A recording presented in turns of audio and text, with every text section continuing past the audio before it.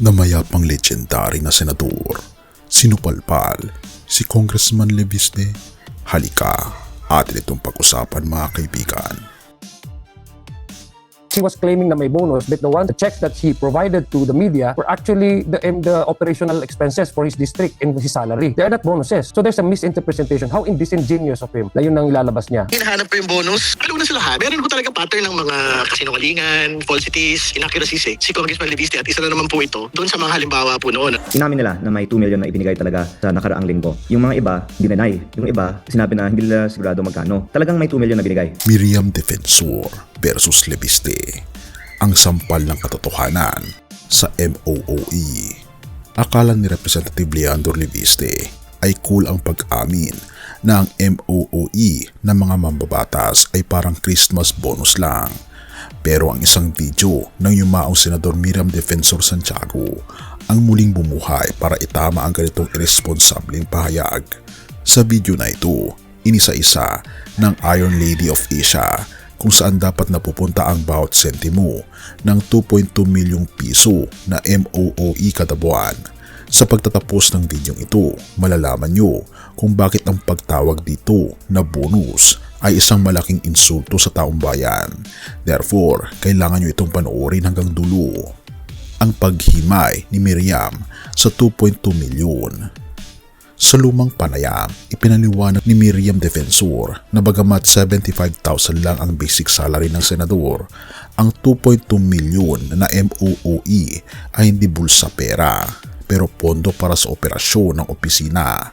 Pakinggan pa natin siya. MOOE, alam mo yan, ilagay na natin sa layman's language, our office expenses. Bawat buwan, ang bawat senador binibigyan ng 2.2 million. Every month? Every month. So you receive 2.2 M also every month? Right. You, okay, your office. My office. Yeah, but your salary is something like 75,000. 75,000. Okay, I know that. Yeah. I get 2.2 million. Every I am month? required by the budget office to spend 1/2 of that on personal services, meaning to say, pang sweldo ko sa staff ko. Hindi nila kinukuha ang sweldo nila sa Senate. Oh, Hindi- yeah, not sa Senate, sa office mo. That's right. Per senator. That's right. Kaya, nasa sa senador yun kung ilang tao ang, Yeah. ang susweldohan Kung niya. maliit ka magsweldo o malaki ka That's right. magsweldo. At saka ikaw mag-determine kung ano ang sweldo ng bawat isa. Okay. Ngayon, 2.2 million na yan, kalahati para sa sweldo. Net to, yung 2.2, net ha? Oh, net. Okay. 2.2. Alright. Pagkatapos, ang kalahati niyan, dapat gastusin mo sa rental mo sa opisina. Kung wala kang, kasi may mga opisina kami sa Senado, maliliit na mga kwarto yon, hindi kasya. For example, Okay. in my case, I always have a staff of maybe 30 to 40. Ngayon, kung meron kang natawag na satellite office, in addition, dagdag pa yon sa opisina mo sa Senado, binapayagan kang mag-upa. Some of us rent, but some of us don't. So you rent? I rent. Okay. Kalahati nito ay pambayad sa personal services o sa mga staff na hindi sakop ng budget ng Senado.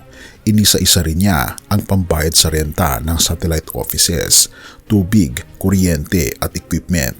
Therefore, ang bawat piso ay dapat may resibo at hindi pwedeng ituring na personal na biyaya gaya ng ipinahihiwatig ni Leviste.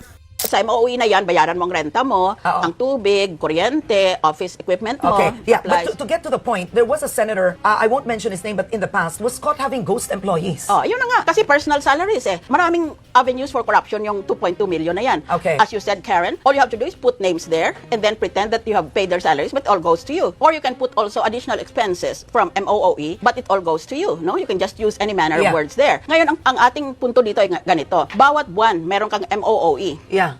Every year yan. Bakit ngayon, nag-uso sa Senado ng additional MOOE kuno? Binibigay sa Pasko. Sarado ng opisina eh. Tapos ng taon. Pag Enero, meron ka ng 2.2 million for...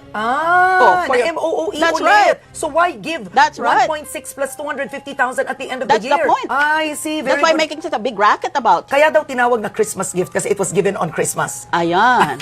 Leviste, Christmas bonus o disingenuous?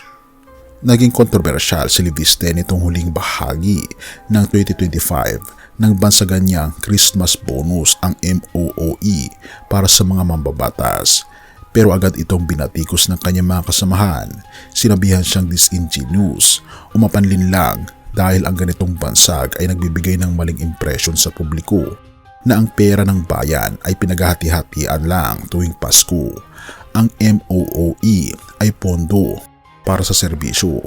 Therefore, ang pagtrato rito bilang bonus ay isang malinaw na pag-amin sa maling paggamit ng pondo. Kanina sinabi niya Congressman Terry Redon, kumbaga dinismiss niya yung pagtag doon sa natanggap nga daw po ng mga kongresista as Christmas bonus. Ang sabi niya yun daw po ay mga expenses na talaga daw pong matagal nang i-distribute sa mga kongresista. Pero ano po ba ang inyong nadiskubre tungkol dito, sir? Inamin nila na may 2 million na ibinigay talaga sa nakaraang linggo. Yung mga iba, dinenay. Yung iba, sinabi na hindi nila sigurado magkano. Talagang may 2 million na binigay. At I think yung pinag-uusapan na lang, ito ba ay para sa sarili o para sa mga ating distrito? At sinabi nga po ni DS Ronnie Puno na may mga Christmas parties ang ating mga barangay captains, may mga health activities, may iba pang mga holiday events.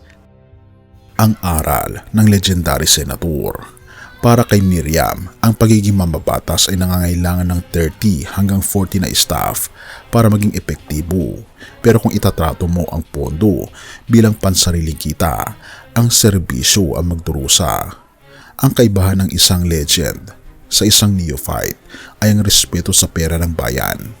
Si Miriam na namatay na may malinis na track record sa paggastos. Therefore, ang mga bagitong politiko gaya ni Leviste ay dapat munang mag-aral ng budget ethics bago magsalita tungkol sa pondo ng bayan.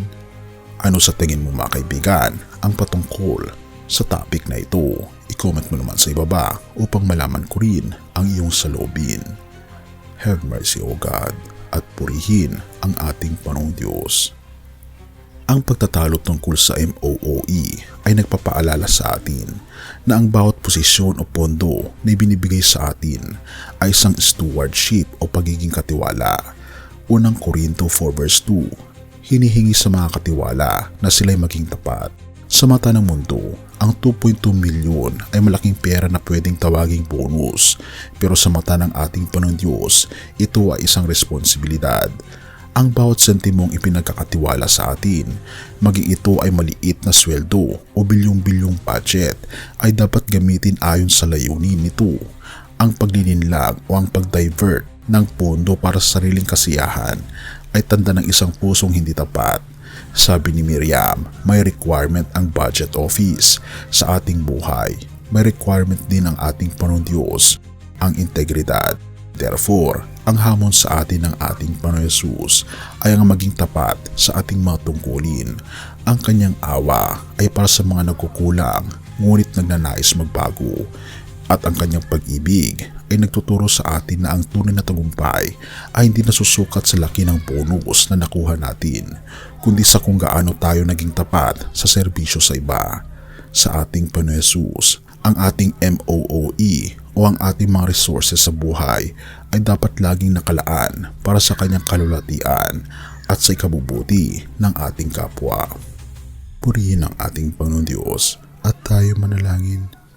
Ama naming Diyos na makapangyarihan sa lahat na nasa langit, salamat po sa paalala na ang lahat ng mayroon kami ay galing sa iyo at kami ay mga katiwala lamang po ninyo. Idinadalangin po namin ang aming mga mambabatas na bigyan niyo po sila ng pusong tapat at matuwid na pag-iisip sa paggamit ng pera ng bayan. Tulungan niyo po kaming maging mapanuri at manindigan para sa katotohanan. Naway ang integridad ang maghari sa aming gobyerno at sa aming mga sariling buhay at mas sentro lamang ang aming puso at isipan sa aming Panginoon Hesus lamang. Pinupuri po namin kayo at pinapasalamatan, O aming Panginoon Diyos, sa inyo pong kabutihan sa amin at patnubahan niyo po kami at patawarin po kami sa lahat ng aming mga pagkukulang at pagkakasala sapagkat ito po ang aming samot hiling sa matamis na pangalan ng aming Panginoon Hesus. Amen. Bago natin ipagpatuloy kaibigan, siya nga pala ang Great Controversy na isa sa mga pinaka-kontrobersyal na libro dahil tumutukoy ito sa mga propesiya sa libro ng Daniel at Revelation na nagaganap na sa panahon natin ngayon bago ang pagdating ng ating Panginoong Diyos ay pinamimigay na namin ng libre sa pamamagitan ng PDF at ito ay nasa limited lamang na panahon kaya i-click mo sa description sa baba upang ma-avail mo kaibigan ang napaka-importanteng libro ito na magbubukas sa iyo sa mas maliwanag mong hinaharap. Purihin ang ating Panginoong Diyos at tayo magpatuloy.